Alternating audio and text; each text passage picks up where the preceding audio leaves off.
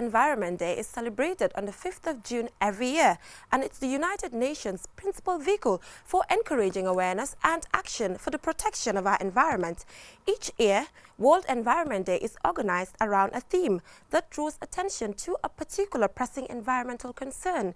The theme for 2019 is air pollution. Secretary General Antonio Guterres of the UN said, and I quote, "It is time to act decisively." His message to governments is clear that tax pollution and fossil fuel subsidies and stop building new coal plants. We need a green economy, not a grey economy, unquote. Taking a closer look at what young people are doing to enhance a safe environment. Once again, this is Youth Dialogue.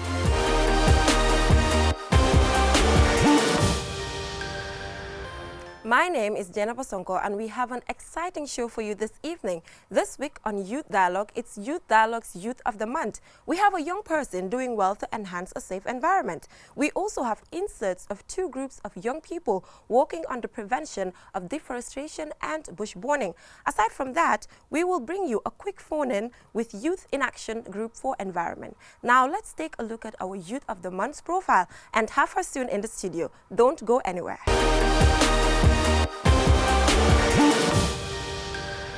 Fatou Jang is Youth Dialogue's Youth of the Month. Let's take a quick look at Fatou's profile. Fatou Jang is a final year student at the University of the Gambia, School of Journalism and Digital Media. She is the Program Coordinator, TAF Africa Foundation. Fatou is the Country and Program Coordinator, Planned for the Planet Foundation. She organized 3 climate change seminars in 2017 and 2018 for more than 300 junior and high school participants on climate change, tree planting, and effective advocacy to create more awareness on it. Fatou served in the 2016-2018 Global Board of Planned for the Planet International, which makes policies and advises the foundation on meaningful youth engagement in the climate space.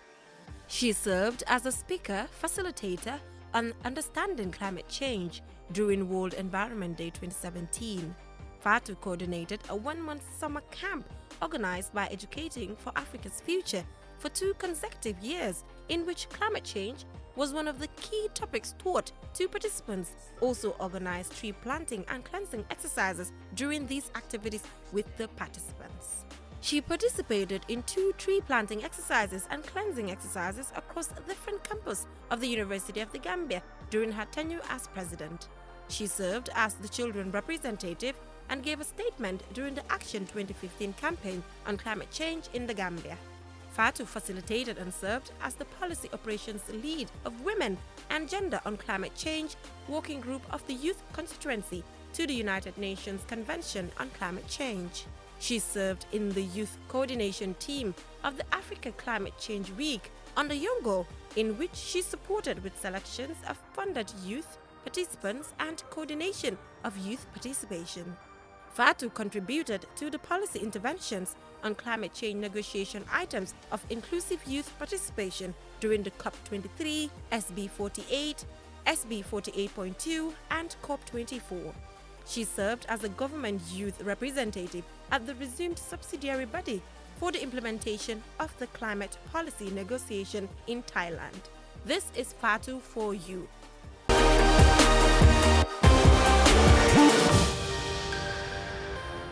Welcome to the show, Fatou Jang, and congratulations. Thank you very much, Jenna Bosonko, and I'm happy to be here. Yeah, let's first of all take a look at your childhood.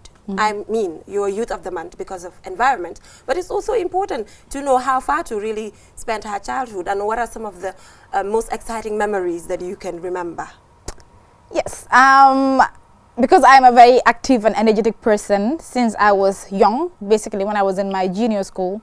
That was when I started engaging in community activities, community service and voluntary activities.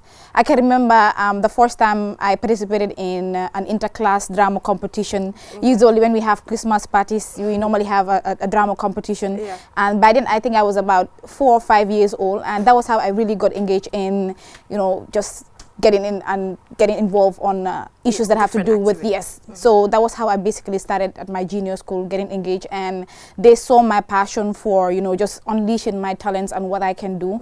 They decided to encourage me to do more and pursue more of what I'm really passionate about. Okay, so let's talk about the environment now. What really motivated Fatou to be an environment activist? Because it's discussed widely that in the Gambia here, we don't have a lot of young people engaged in environmental issues. So what really motivated you to venture into this? Yeah, thank you very much. I mean, that is a very interesting question, because I can remember I stay in Banjul, and it's the capital city of the Gambia, and you look at the place, it's a very small surrounding, and it's sort of like everyone knows each other. And because we didn't basically have much government involvement, I'll say, especially when it came to the dumping sites that we had, because people will sit a whole week or 2 weeks and then we wouldn't have a truck, that is the dumping truck, to come and then pick up our stuff. So you could see that usually our streets are really packed with trashes, and that was really not healthy for our environment. So at a very young age, I realized that if we have people that are throwing trashes on the street and then we are not having stakeholders basically involved to see how best they can pick up these things, it might really have a serious impact on our environment. So that was how I basically got, you know, that was how I developed my interest to start working on environmental issues. That was basically around my grade 1, grade 2, and just after that there was a training that was organized by Peace Ambassadors the Gambia, because I was in grade 2. So around grade 1, grade 2, I started participating in that. I participated in that training workshop that they organized on community service, and that was how I basically felt that maybe if we have people that are really doing something, trying to impart knowledge, try to share what they are doing to their communities, I feel that as a young person at this very young age, I can also have an impact in my society. So from that training, I was able to know what I really wanted, what I'm really passionate about, and that was how I started, you know, getting engaged on issues that have to do with our environment, both at school level and our community level. Okay, so Fatou Jang is trying to tell me that it wasn't any money-related issue. Because when it comes to the environment, we are going to make this clear. When it comes to the environment, sometimes people say, okay, this particular young person is involved in environmental issues because of travel opportunities. So are you saying that this is from childhood, has nothing to do with travels? Because I know you've traveled a lot. You've traveled all over the world. So yeah, thank you very much. Just to clear that, because usually people in the Gambia say that we have some activists that basically follow something because of a personal gain. Because there was a time, there was a particular time in our society where some people were basically focused on only one aspect of advocacy because they felt that that was where they had more opportunity, and that was where they can basically personally develop themselves and maybe have personal gains. But this was something that I was really passionate about when I was young, and by then I didn't even know what monetary reward was when you were engaging in something. So it was how it developed, and I was stick to one thing. I was stick on advocating on issues that have to do with environment until I started getting engaged in student leadership and women in participation. But that has really been my area of concentration. Present day Gambia, as a environmental activist, present day Gambia, what is your assessment of the state of the Gambian environment as a person involved in environmental issues, dealing with NEA, dealing with other agencies? What is your assessment as we speak? Yep, that's a very important question. I'll say that when it comes to policies, you know, the Gambia is really very good at, you know, just ratifying conventions and laws, and also certain policies that have to do with our environment. But I feel that what we're really lacking at this point is maybe when it comes to the implementation aspect of this NDCs that we're signing. That is the nationally determined contributions of the conventions that we're signing as far as the environment is concerned. Even though our stakeholders are really doing a lot when it comes to maybe trying to sensitize more people on issues that have to do with our environment, but I feel that we still have lapses as far as the implementation process of some of the commitments that we are making towards the sustenance of our environment is concerned is a little bit lacking. So I basically I engage with the Ministry of Environment, National Disaster Management Agency, as well as other environmental agencies, and I feel that maybe we can be able to do a lot as far as the environment is concerned. When you talk about a lot, what are you talking about? The implementation of the commitments that we are making, the laws that we are trying to we ratify, the conventions that are you talking about? Maybe anti-littering laws? What are you exactly talking about? The anti-littering campaign, the anti-littering law, because during the previous government, we had an there was sort of like a law that banned littering as well as maybe some other environmental issues, plastic bags, plastic, etc. But then, I mean, since the coming of this new government, I felt that the government has really relaxed a little bit as far as these laws are concerned. And this is really for the benefit of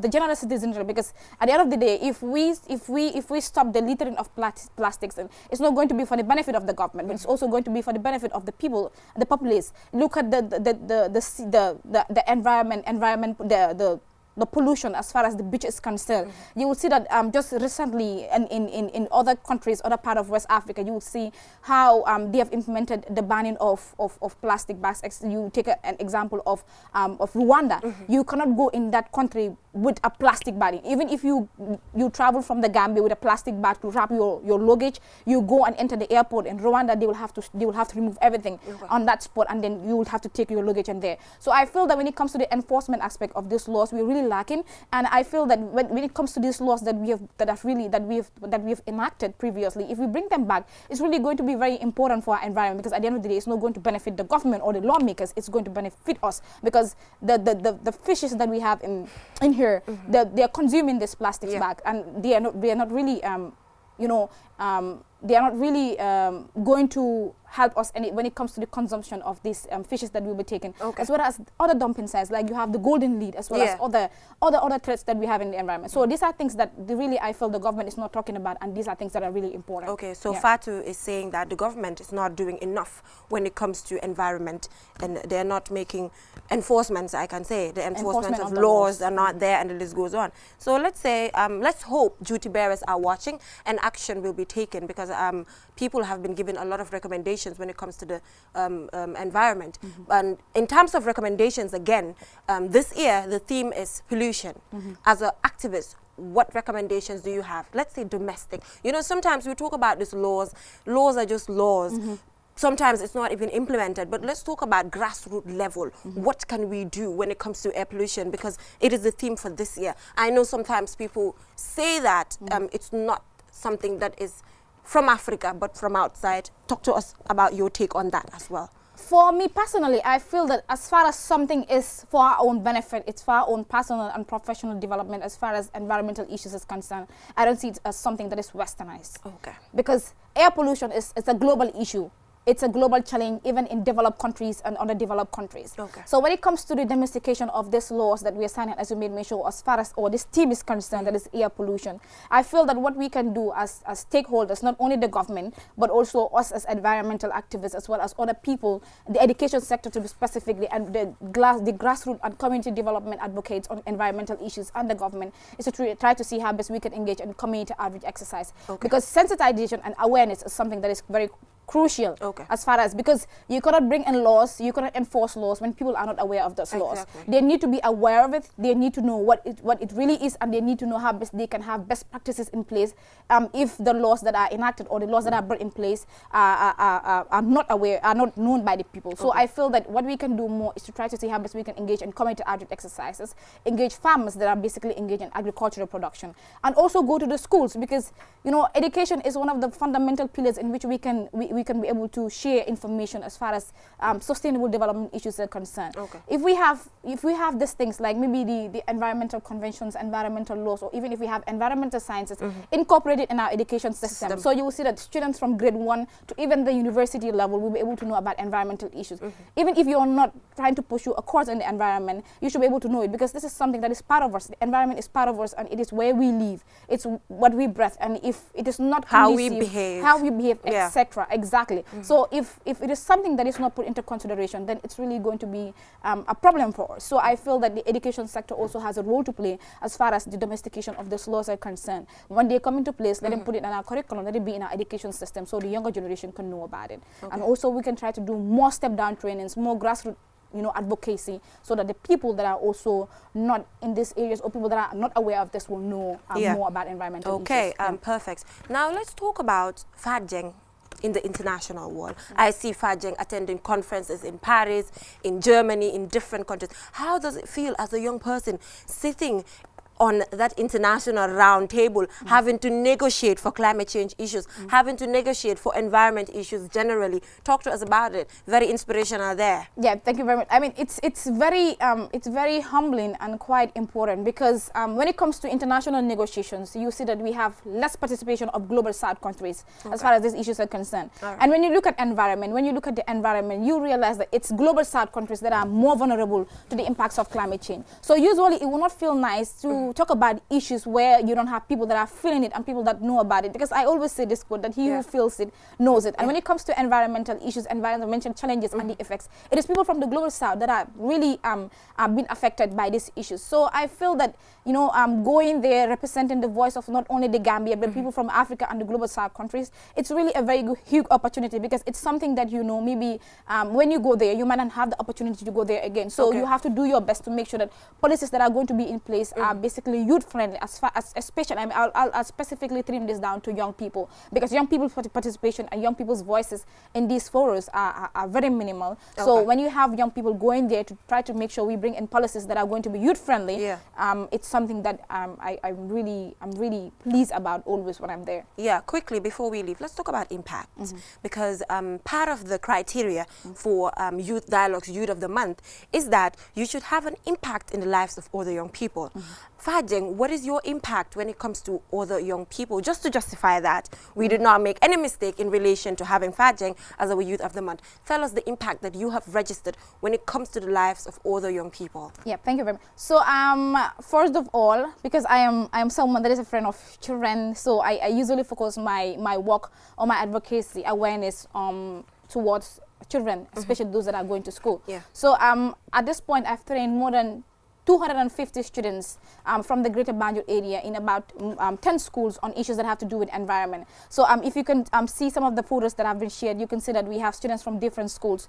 We organize a day-long workshop, a day-long training through my organization, Plan for the Planet, in which we train students about issues that have to do with our environment, specifically on climate change, the global warming, greenhouse emission, pollution, etc. And then at the end of the day, we'll try to propose policies, or we'll try to propose mechanisms in which we can engage stakeholders to see how best they could also engage young people in their advocacy as far as climate change is concerned. And after that, we usually plant trees. We'll go to institutions, we'll go to places and then plant trees, so that they'll know that this is not only about talking, but also about doing actions. Exactly. And I've also engaged in several community outreach exercises, because you take a look at the last students that we had in 2018. The main theme of this student week was the climate change, the role of students and the community. And I was part of the press and conference committee, in which I moderated the climate change session. We had individuals from the Ministry of Environment, we have master students, and we had some other individuals that are working on climate change. And from there, we had to plant some trees through the support of some other institutions to plant some coconut trees around Tendaba area. So we also... I mean, there's no need to mention, because I just wanted us to hear it from the horse's mouth, because if you take a look at the profile, we made everything clear about what Fatou Jang has done and the impact what Fatou Jang has done and the impact that Fatou Jang has registered. But normally, I asked this question because I just want the viewers to hear it from the horse's mouth. So thank you so much, Fatou Jang, for coming. We are not going to have a long conversation, because like I said before, the profile is enough to justify. So final words to young people, especially final words to young people in relation to involving in environmental issues before we leave. Thank you very much, Jenna Musonko. I'll also once again thank you for the recognition, because it's very important, especially when people are doing something to impact changes in their communities, for people to recognize them so they can be able to inspire other people to get engaged. This is not only a recognition for me, but also other young people that are engaged in the climate justice advocacy or the fight for climate justice. So what I just have to say to young people that are working on environment, or people that are environmental enthusiasts, to be able to, you know, let them not sit and fold their hands and say that I'm going to wait for someone to bring me on board so I can engage in this advocacy. When I was going in for this, I had to do it because I felt that I had the passion, and I felt that I had something that I had to offer to my community. So to other young people that are watching, and even people that are older, it's not too late to see how best we can advocate on issues that have to do with our environment, because this is one of the major threats that we have in our globe, and if we don't do something now, then it's going to be a problem for us and the generation unborn. Thank you so much. And then just to tell you that I visited people that really know Fatou Jang, that people that you work with, your colleagues, and the list goes on. So they have nice things to say about you, to talk about how they met you, how they've worked with you, how they see you as a leader, how they see you as an environmental activist. So viewers, thank you so much, Fatou Jang, for coming, and congratulations once again. So viewers, we are going to take a look at that video and we will be right back. Stay tuned, don't go anywhere. My name is Ibrahim Sawane. At first, I was just express my delight for the fact that I have a friend, a mentor, somebody who is very, very special to me, being selected as the Youth of the Month at QTV. Actually, Fatou Jang, I met her around 2015 when I was just attending summer studies at Newsat Senior Secondary School. But since then, I actually realized the value of having her in my life. And she involved in quite a lot of activities that are geared towards promoting the life of young people, the life of young people, and also as well promoting our environment and advocating for causes that will promote the life and livelihood of biodiversity. Since then, Fatou Jang has engaged in quite a lot of national and international platforms that engage in stakeholders' decision-making processes on issues that has to do with our environment. So having her selected as the Youth of the Month on issues that concerning with the environment, especially this month we have it celebrated as the World Environment Day.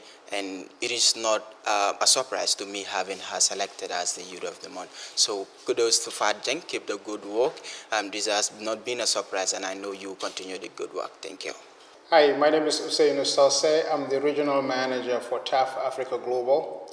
And part of my responsibility is to also oversee the works under our foundation. So this brings me to Fatou Jang, or Miss Fatou Jang. She's the coordinator for the foundation and responsible to ensure that all our initiatives run smoothly.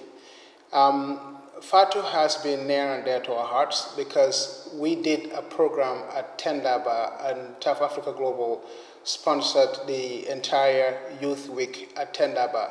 And we saw at the time that Fatou was the president of the Students' Union and the first president of the Students' Union. And she caught our attention given that as a young Gambian, she was very professional, yet took care of all the needs that the student had. I think we had about 400 students there.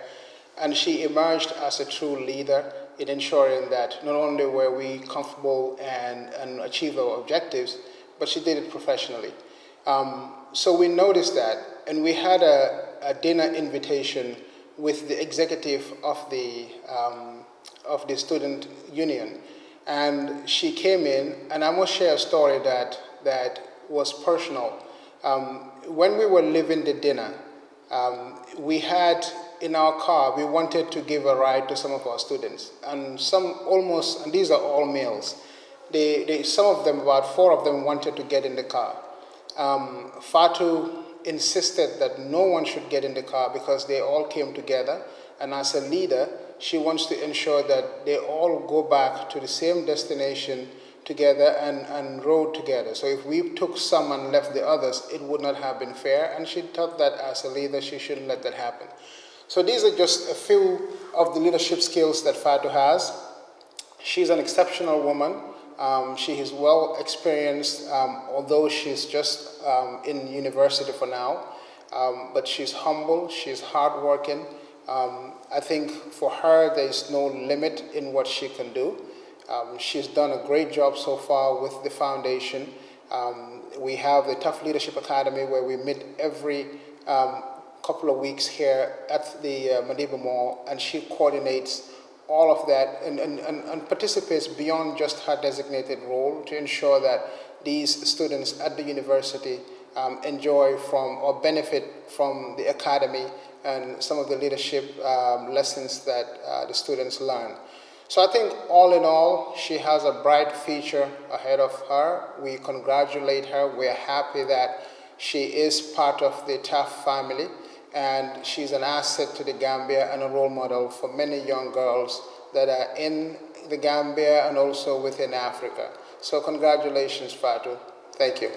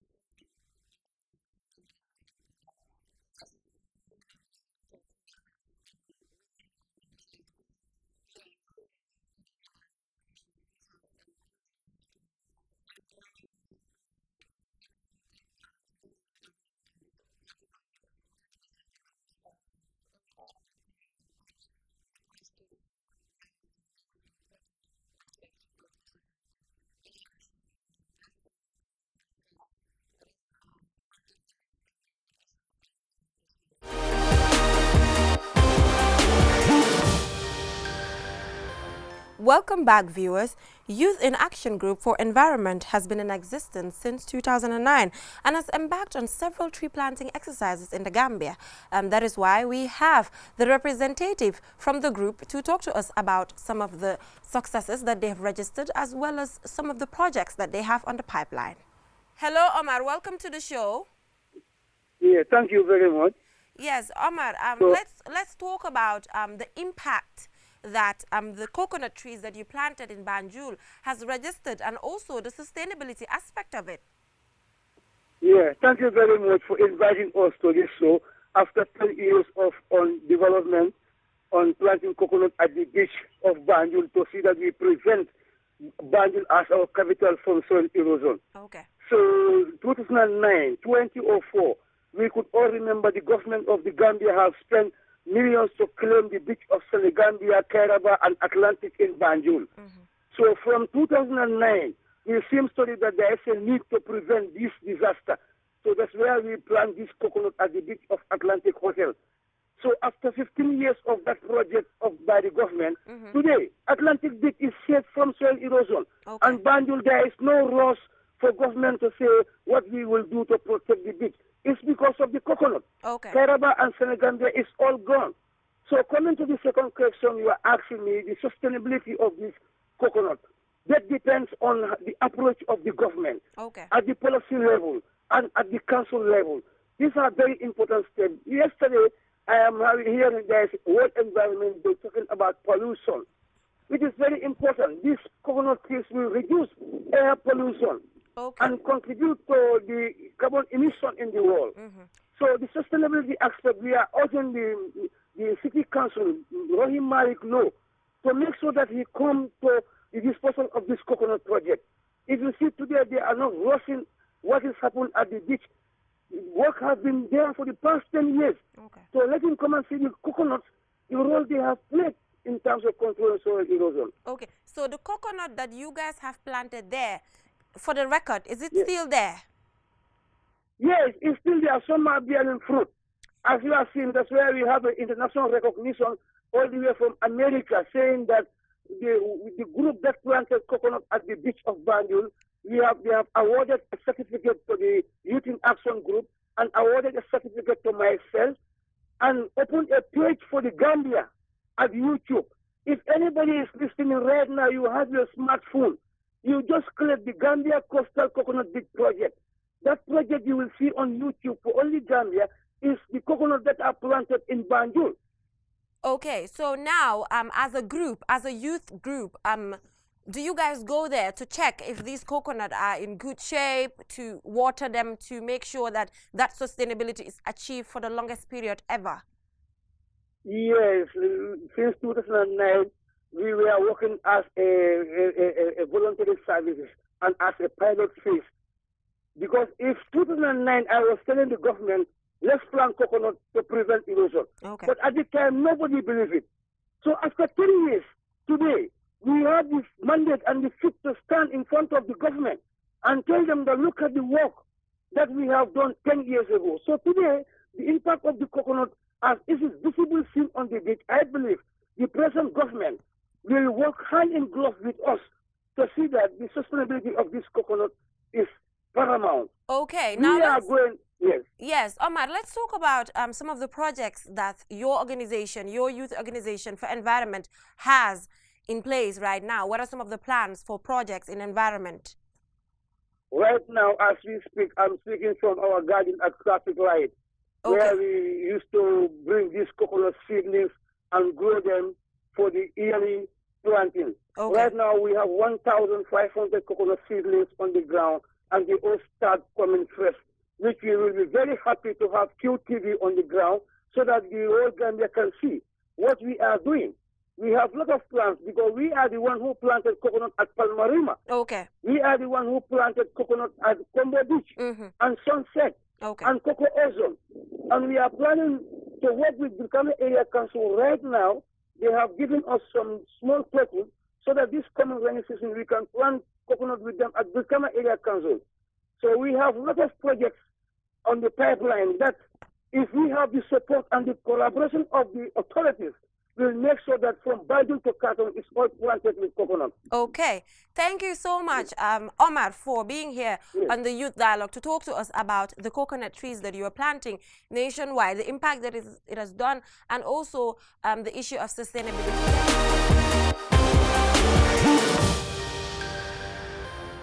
Welcome back, viewers. Like I mentioned before, we have two groups of young people working on the prevention of deforestation and bush burning. So we will take a look at that insert and we will be right back. My name is Dauda Silva.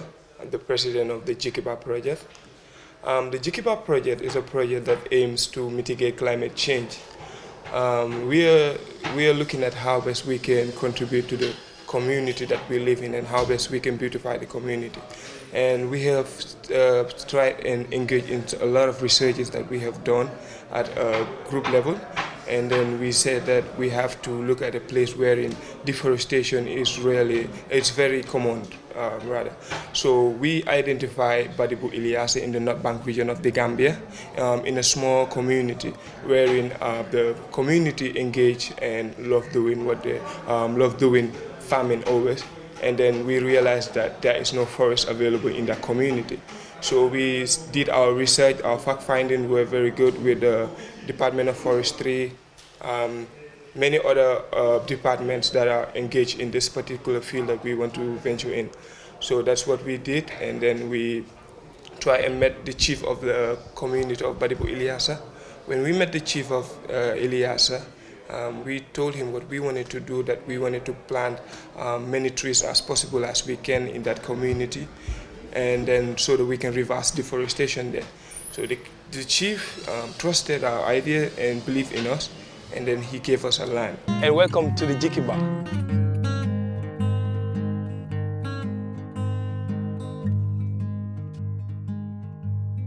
This is the Jikiba project. The main goal of the Jikiba project is to create a park for the community of Iliasa. A park wherein the community will exercise what they love doing the most, that is farming. And a place wherein the children will be free to come and interact with nature.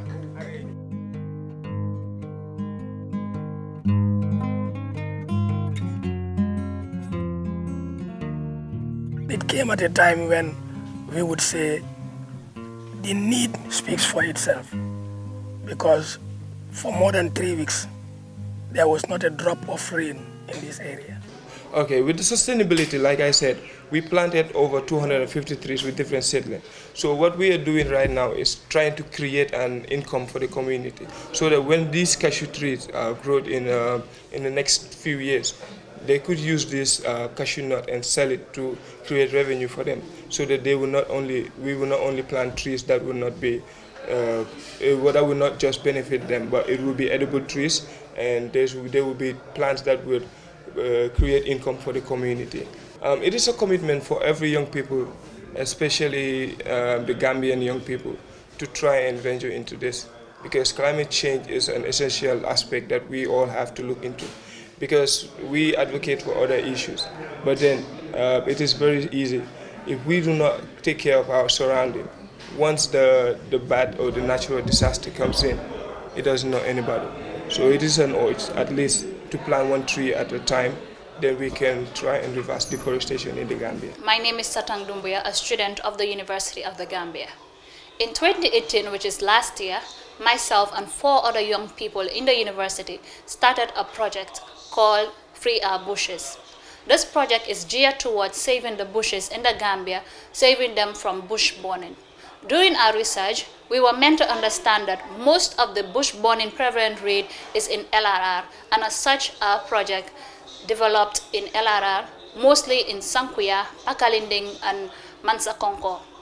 We are coming up with solutions, and we've already started implementing solutions such as working with the fire service, doing all sorts of advocacy and sensitization in the communities, such as having community football matches to foster the relationship between these 3 communities. We also had market sensitization, house-to-house sensitization, and also community leader sensitization. From there, we are planning to implement the other stage of our solution, which is coming up with estovas, and also machines, that biochar machines that are going to change grasses and make them into charcoals. And as such, this will limit how much we boil down our trees, how much we cut down our trees and burn them into charcoals. This is going to limit the bush burning prevalent rate in LRR in particular. We've also come up with working with the forestry in LRR to ensure that a native forest park is being established in the community of Sankuya, as they have more than 13 hectares of forest in their community, but no trees. We want to revitalize these trees. We want to bring about change, and we want to safeguard our forests and our bushes. And as such, we go with the slogan, "Free our bushes."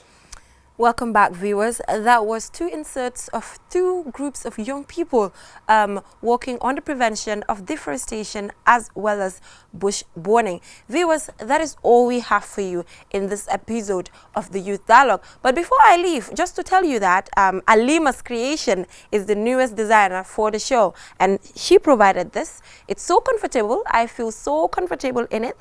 She's right there in Bakau. Walk there. Her numbers are right in front of you. Take it, call her. She will provide an outfit as nice as this or even better. Let's keep the conversation going. If you have any suggestion, any comments, it's simple. It's just QTV Gambia on Facebook, Twitter and Instagram. Let's keep the conversation going till I come your way next week with other young people doing extremely well across the country. Stay tuned.